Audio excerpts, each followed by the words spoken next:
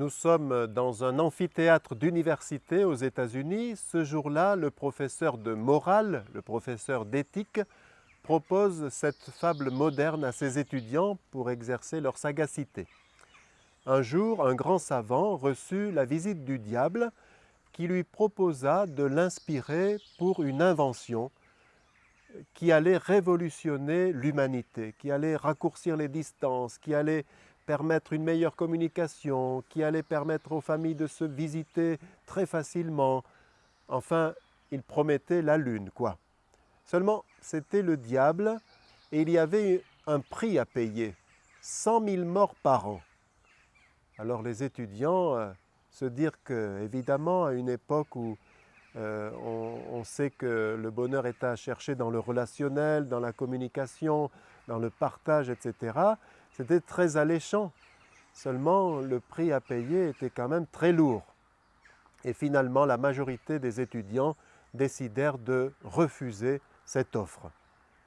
À ce moment-là, le professeur leur dit « C'est dommage, vous venez de refuser l'invention de l'automobile. » Alors, est-ce que le mal dans le monde ne serait que dû aux limites des orientations de l'homme, aux limites de ses choix? Non. Le pape Paul VI en avait parlé et disait que le mal n'était pas que la déficience humaine. Il était un être qu'on a du mal à définir parce que lui donner le titre de personne, c'est trop lui faire d'honneur, puisque dans l'Évangile, il se présente comme légion, il est au fond un être éclaté, mais c'est quelqu'un. Alors, on raconte cette histoire. Un prêtre, un dimanche de Pâques, est allé chercher au moment de l'homélie une vieille cage d'oiseaux, une petite cage d'oiseaux rouillée, et l'a déposée sur l'autel et a dit « Voilà, cette semaine, je marchais dans la ville et j'ai vu un enfant avec cette cage d'oiseaux et à l'intérieur 3 oiseaux qui étaient très beaux mais qui paraissaient un petit peu vieux, enfin bon. Et je lui ai dit « Qu'est-ce que tu fais avec ces oiseaux ?» Et il m'a dit « Ah, ces oiseaux sont à moi et je vais bien m'amuser avec eux. Je vais leur arracher les plumes, je vais leur couper le bec, je vais leur faire plein de choses. » Comment? Mais qu'est-ce que... Mais c'est pas possible ça. Ah ben si. Et puis quand tu t'en seras bien amusé, mais qu'est-ce que tu feras? Qu'est-ce que ça t'avancera? À quoi ça t'avancera? Alors le garçon m'a répondu, eh bien j'ai un chat, alors je les lui donnerai, ils aiment beaucoup s'amuser avec les oiseaux. Alors je lui ai dit, écoute, je sais, je devine bien maintenant, ces oiseaux ne sont pas à toi, tu les as volés, mais malgré tout, je vais te les acheter. Quoi? Mais vous ne voulez pas acheter ces oiseaux? Il leur manque déjà des plumes, ils sont tout vieux, qu'est-ce que vous voulez en faire? Combien pour ces oiseaux? Alors là, l'enfant a forcé le trait pour en profiter au maximum, 50 euros. D'accord. Et je lui ai donné 50 euros. J'ai pris ces oiseaux et je les ai portés assez loin dans un jardin public et en tapotant sur la cage, je leur ai rendu leur liberté. Maintenant, dit le prêtre, je vais vous raconter une autre histoire. Un jour, le diable, Satan et Jésus étaient en discussion. Satan venait juste de sortir du jardin d'Éden et il était tout guilleré, il se frottait les mains et il disait « Ça y est, j'ai pris au piège toute l'humanité, ils sont à moi. Maintenant, je vais pouvoir m'amuser avec eux, je vais les faire se jalouser, je vais leur inspirer beaucoup de mal pour qu'ils s'entre-déchirent, qu'ils s'entretuent.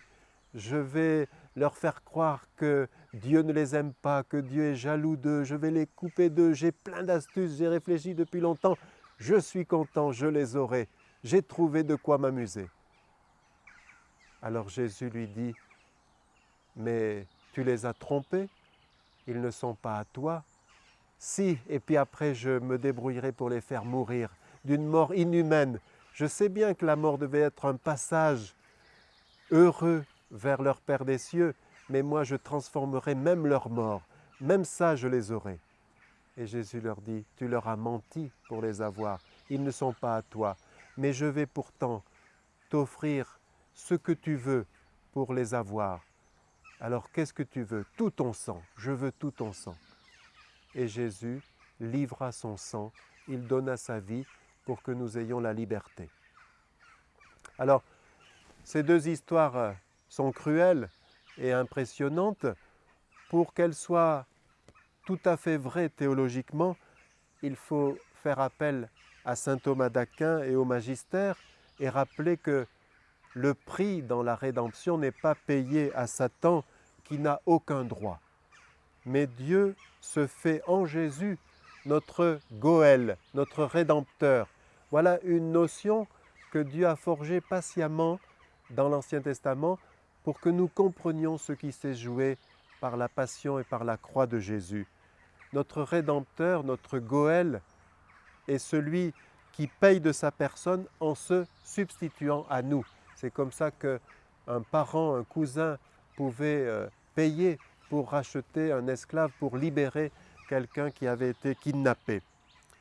C'est-à-dire que Dieu répand une miséricorde infinie pour engloutir nos péchés et toute l'iniquité de l'univers. Le prix n'est pas payé à quelqu'un. C'est là ce qu'il faut bien comprendre. Il est simplement exposé, manifesté, révélé. Et ce prix, c'est la gloire de la charité qui fait fondre le péché comme neige au soleil. La satisfaction est offerte à Dieu et elle est la charité, l'agapé, l'amour qui vient de lui. Alors, faut-il avoir peur du diable? Faut-il avoir peur du démon? Non.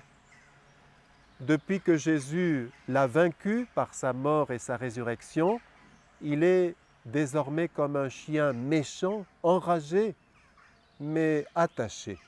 Il ne mord que ceux qui veulent bien s'approcher de lui. Il faut toujours se rappeler que le mal n'a de pouvoir sur nous que celui que nous voulons bien lui laisser.